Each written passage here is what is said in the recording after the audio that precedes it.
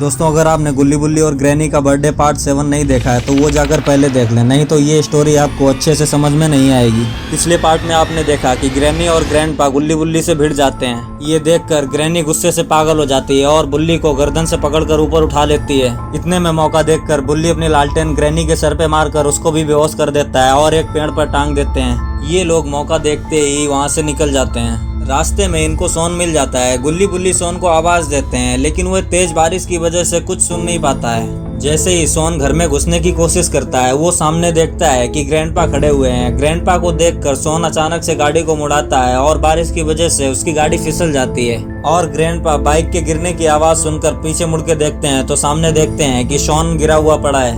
Grandpa उसके पास आते हैं और शॉन को उठाकर बाइक से कहीं ले जाने लगते हैं। ये सारा नजारा गुल्ली बुल्ली देख रहे होते हैं। गुल्ली ने बुल्ली से कहा, बुल्ली गाड़ी निकालो और ग्रैंडपा के पीछे लगाओ। बुल्ली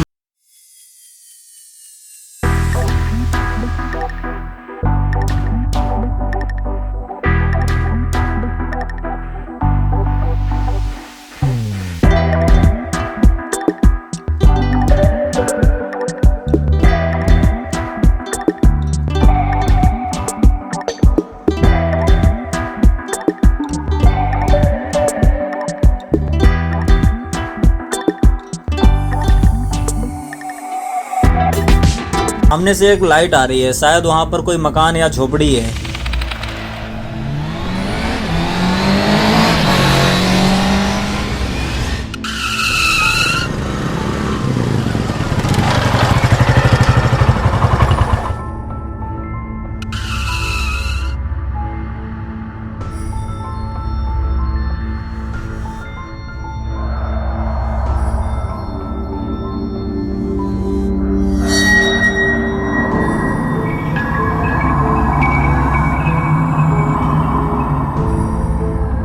ग्रैंडपा शॉन को उठाकर उस घर के अंदर जाने लगते हैं। शॉन को अंदर ले जाकर ग्रैंडपा उसके हाथ और पैर बांध देते हैं ताकि ये यहाँ से भाग ना पाए। इधर गुल्ली बुल्ली अपनी गाड़ी को साइड में लगाकर देख रहे हैं और सोच रहे हैं कि ग्रैंडपा शॉन को अंदर लेके गया है, कहीं मार ना दे। तब तक गुल्ली बुल्ली ने देखा कि ग्रैंडपा और जेसन सामने की तरफ से बाहर निकलते हुए आ रहे हैं। गुल्ली ने बुल्ली से कहा कि जेसन यहाँ पर क्या कर रहा है। तभी बुल्ली बोला कि जेसन ग्रैंडपा का नौकर है, यहाँ पर नौकरी करता है। इधर ग्रैंडपा जेसन को कुछ समझा रहे हैं।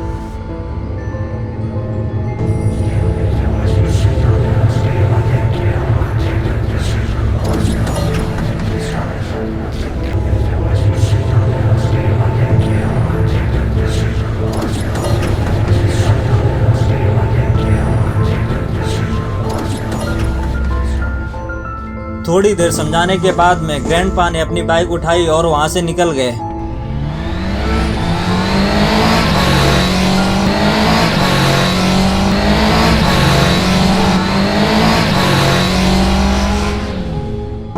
बुल्ली बोला कि गुल्ली ग्रैंडपा शायद अपनी ग्रैनी को ढूंढने जा रहे हैं जिसको हमने बेहोश करके पेड़ पर टांग दिया था और यहाँ पर सिर्फ जेसन बचा हुआ है। हमें जेसन को कैसे भी चकमा देख के शॉन को बचाना है। इधर पोटी भाई शॉन को होश आ जाता है। शॉन के होश में आते ही उसने कुछ ऐसा देखा जिसकी उसको बिल्कुल भी उम्मीद नहीं थी। उसने देखा कि यहाँ पर सिर्फ वो ही अकेला किडनैप नहीं है, बहुत सारे लोगों को ग्रैंडपा ने किडनैप कर रखा है।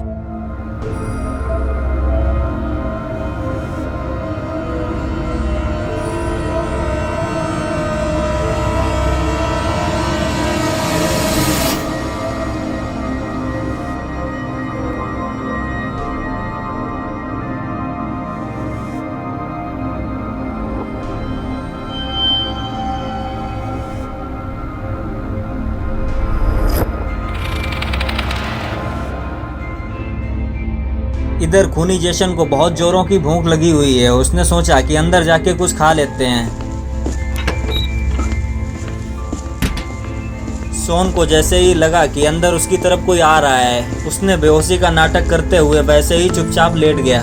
थोड़ी देर में शॉन ने देखा कि जेसन ने एक आदमी को एक टेबल पर लिटा रखा है और चाकू उठाकर उसकी गर्दन काट देता है। खूनी जेसन उसके छोटे छोटे टुकड़े करके खाने लगता है।